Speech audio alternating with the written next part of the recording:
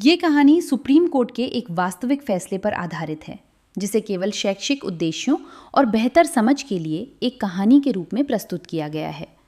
इसका उद्देश्य किसी भी व्यक्ति की छवि को धूमिल करना, किसी की भावनाओं को ठेस पहुंचाना या कानूनी तथ्यों के साथ छेड़छाड़ करना नहीं है।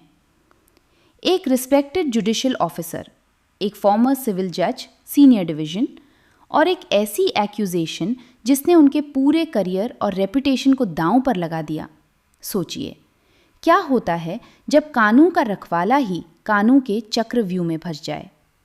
आज हम बात कर रहे हैं Biswajyoti Chatterjee versus state of West Bengal case की, जहां सुप्रीम कोर्ट ने कंसेंट और फॉल्स प्रॉमिस ऑफ मैरिज के बीच की उस ढूंढली रेखा को साफ किया है जिस पर आजकल कई लीगल डिबेट्स चलती हैं। ये कहानी शुरू होती है साल 2014 में वेस्ट बंगाल के हल्दिया में।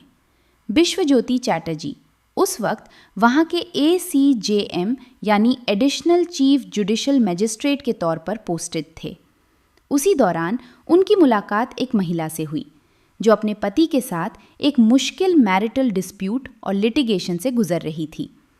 कंप्लेनेंट का कहना था कि बिश्वज्योति ने उन्हें भरोसा दिलाया कि वो उनसे शादी करेंगे, उनके और उनके 11 साल के बेटे की पूरी जिम्मेदारी उठाएंगे।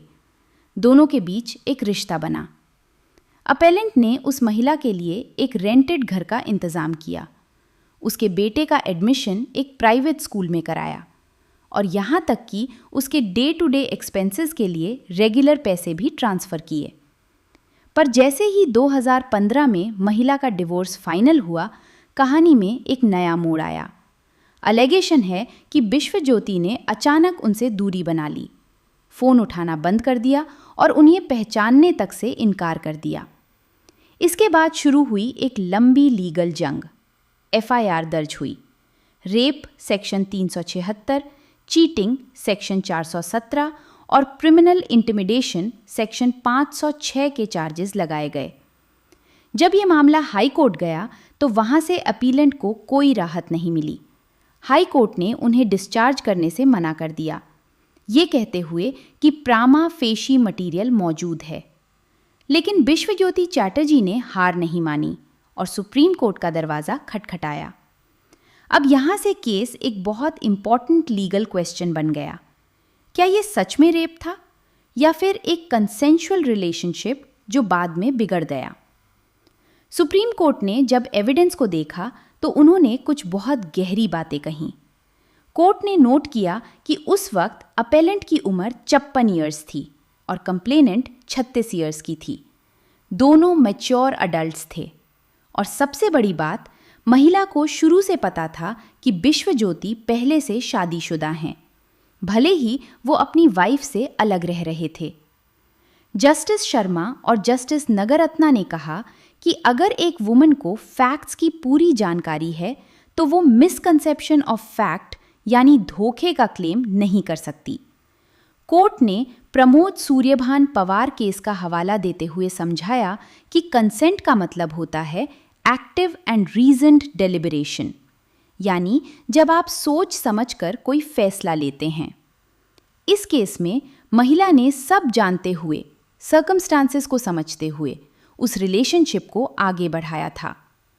कोर्ट ने यह भी नोट किया कि जब रिलेशनशिप सोर होते हैं, यानी जब रिश्ते कड़वे हो जाते हैं, तो अक्सर क्रिमिनल प्रोसीडिंग्स का सहारा लिया जाता है। कोर्ट ने साफ कहा कि हर वो कंसेंशुअल रिलेशनशिप जहां शादी की बात हुई हो, उसे rape on false pretext to marry का रंग नहीं दिया जा सकता अगर बाद में ब्रेकअप हो जाए। ऐसा करना कानून का अब्यूज है, यानी abuse of process of law. अंत में सुप्रीम कोर्ट ने कैलकाटा हाई कोर्ट के ऑर्डर को सेट असाइड कर दिया और बिश्वज्योति चैटर्जी को डिस्चार्ज कर दिया। उन्होंने ये भी कहा कि 2014 का ये मामला अब बहुत लंबा खींच चुका है और मजीद लिटिगेशन दोनों पार्टीज की सफरिंग को बढ़ाएगी।